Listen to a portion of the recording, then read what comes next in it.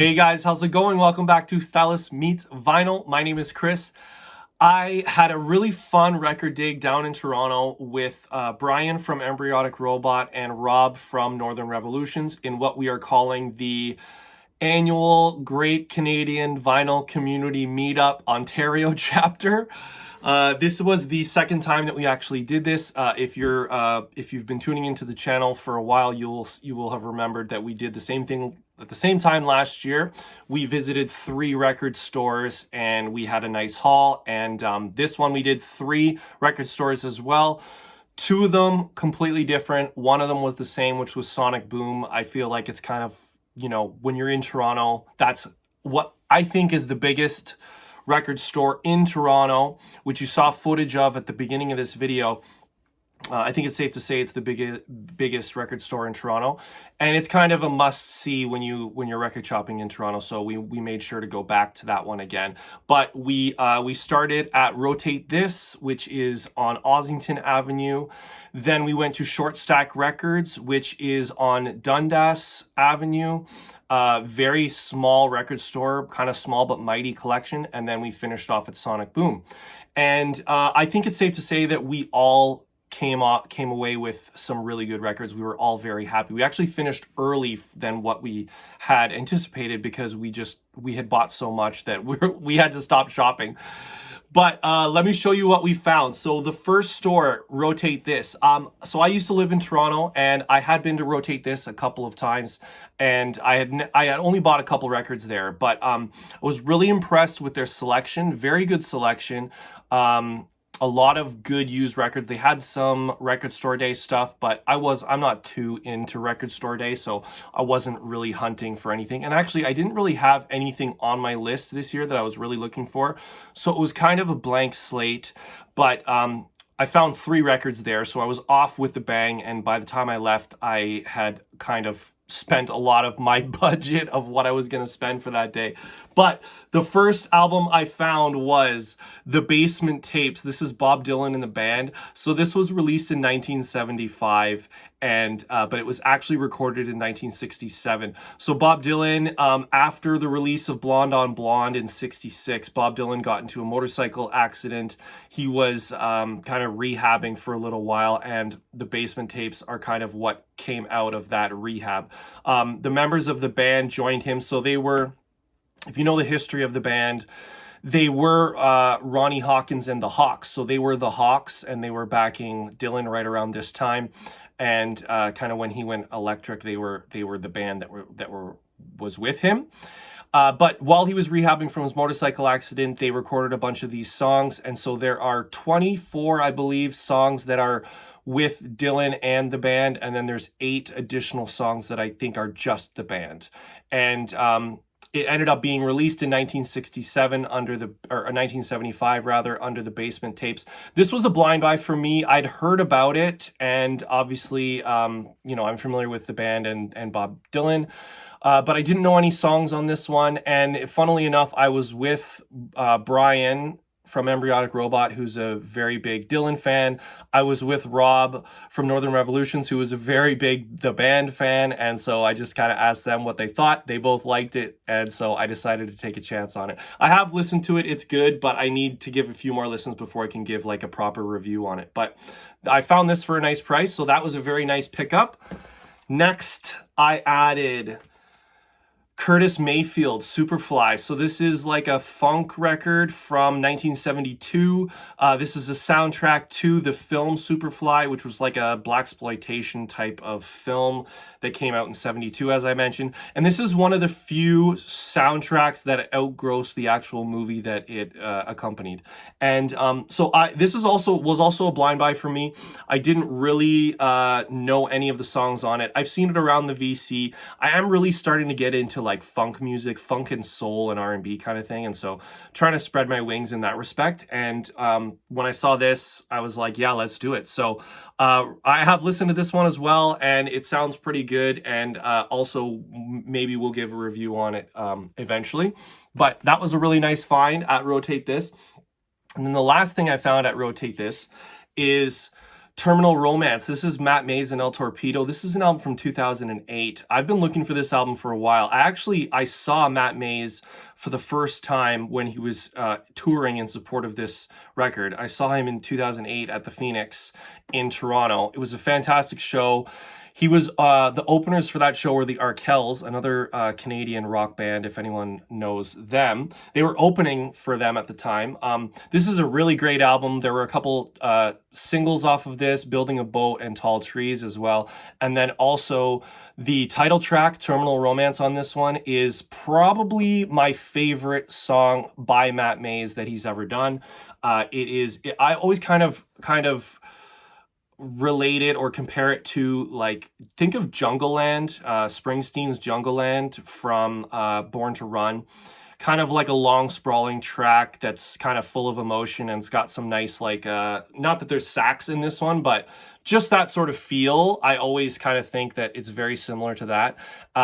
One of my favorite songs, or my favorite song ever by him, and I thought about ordering this online because I hadn't been able to find it anywhere, and then luckily Rotate This had it. It also comes with, so it's got this hype sticker. It includes a bonus 7-inch of an unreleased song, Get Lucky, and then the B-side of that is Long Since Gone, which is a song I'm familiar with. But I was really happy to save on shipping and not have to order this online because I'm a fan of the dig. I like digging for records. I don't want to just cheat and order it online, even though it's easy. So was really happy to find this one. Okay, those are the three I found at Rotate This. Then we walked down the street a little bit on Dundas to Shortstack Records. Shortstack is a really small, very small record store, a small but mighty selection in there. And I was really impressed with the selection and really impressed with the prices. Very good prices, I think, because they don't have a lot of overhead because they're such a small, compact store. They're able to offer really good prices on their stuff. And even though I was impressed with the selection, I didn't end up buying anything there. I think because I had bought more than I expected at Rotate This, and I knew that Sonic Boom was coming, that I had to kind of scale it back a little bit. But as we were leaving, so I did buy a record there for Rob at Northern Revolutions, which you have to check out his video to see what I got him. But as I was leaving, Brian from Embryonic Robot, well, actually, I should say, while we're in the store, he pulls out this album here, Bonnie and Delaney on Tour, Bonnie and Delaney and Friends on Tour with Eric Clapton. This is from 1970. So Brian pulls this album out and kind of shows it to me, and he's like, oh, like, do you have this? I said, no, I don't have it. And in my head, I was kind of thinking, like, darn, I wish I had seen that because I would have bought it. And so he's looking at it and he's like, yeah, I think I'm gonna get this. And he's pulling it out and he's looking at it and he goes, would you get this? I said, yeah, I would get it. So he buys it. We walk outside the store and then he hands it to me. He says, here. So he gifted VCLT this to me, and it was really nice of him. So a lot of the players on this album, as I said, it's from 1970. A lot of the people on the backing band on this album would end up appearing on All Things Must Pass from George Harrison, as well as Clapton's original, his like first solo debut album. And then a funny little trivia is the feet here in this little car is those are the feet of Bob Dylan. They couldn't find a photograph that was worthy of the cover for this album, so the photographer had just done a session with Bob Dylan, and they used this album, this photo. So that is kind of cool. I haven't spun this yet, but I've heard it's a really good live album. I like Bonnie and Delaney and Friends, and I'm excited to have this. So thank you so much, Brian. Okay, then we went down the street to Sonic Boom, the one I mentioned that is very, very big. And I was able to find, I thought maybe I was all shopped out, but I was able to find some cool stuff there that I was really happy to bring home. The first one is Songs for the Deaf. This is Queens of the Stone Age. This is their third album from 2002. The hype sticker here says 2002's greatest living rock band, a quote from NME. And this is the single off here, No One Knows. Also, what is it? Go With the Flow. And there's also a really good song on here called First It Giveth. And this is like, I don't know if I said already, this is sort of their breakthrough album. I was listening to this when I was a teenager, and I've been looking for this. And my local shop up here where I live had just told me that this was out of print and they weren't able to get it. And then I saw it down in Toronto. So it was a little pricey, but I was like, you know what? I really want this. I want to add it to the collection. So I did, and I'm very happy to have it. And oh, also, I forgot to mention that Dave Grohl drums on this album. I don't know if he was ever an official member of this band, but in 2002, he kind of took a little bit of a mini hiatus from the Foo Fighters. I think he was a little bit tired of being a frontman and wanted to kind of just sit back on the drum kit and not be a frontman for a band for a little while. So this album also has Mark Lonigan from Screaming Trees. He's on this, and as well as Nick Oliveri was his last appearance on a Queens of the Stone Age album was this album, which is really too bad because he wrote some really good songs with Josh Homme. But I love Josh Homme. I love the Queens. Really happy to have this. And then the last album that I found for the day, I saw it and I didn't think I'd ever be able to find a copy of this. So, but it is actually an unofficial copy, but this is Into the Wild, Eddie Vedder. You can see there, it says unofficial. This is the soundtrack to the 2007 film. This is an amazing soundtrack, one of my favorites. I love the movie. I've read the book and I love this soundtrack. This is a perfect folk album. A lot of like acoustic guitars, mandolin is on here, ukulele is on here. Really, really nice album that I never thought I'd be able to find. But, you know, I don't care that it's unofficial. It's that's okay with me. And this is actually on, it looks like it's on white, but it's actually like a granite, kind of, a white granite. And reviews on Discogs are mixed. Some people say it's a really good pressing. Some people say it sounds crap. But this version that I have, I've spun it a couple times and it sounds really good to me. So I was very happy to add this to the collection. This will get a lot of spins.